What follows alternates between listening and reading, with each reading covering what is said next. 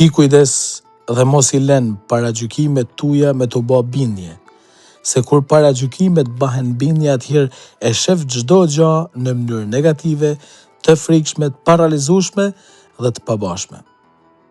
Ki shumë kujdes dhe mos e ndërtoj jetën në këto skrupuj, sepse premën ke me pa gjithçka me dëshpërim.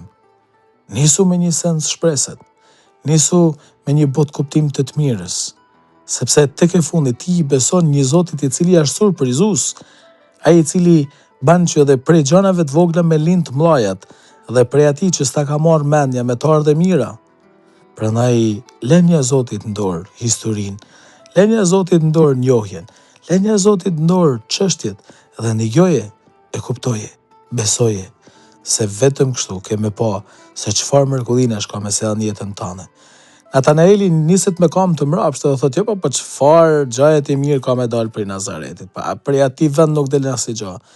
Dhe pikërisht prej atij Nazaretit, Zoti ka ba që të vinë biri i tij të mishnohet, të lindin, të rritet e aty të fillojnë misionin e tij, e kështu të mundet me sjell shëlbimin. Zoti është surprizues, është i paparashikueshëm.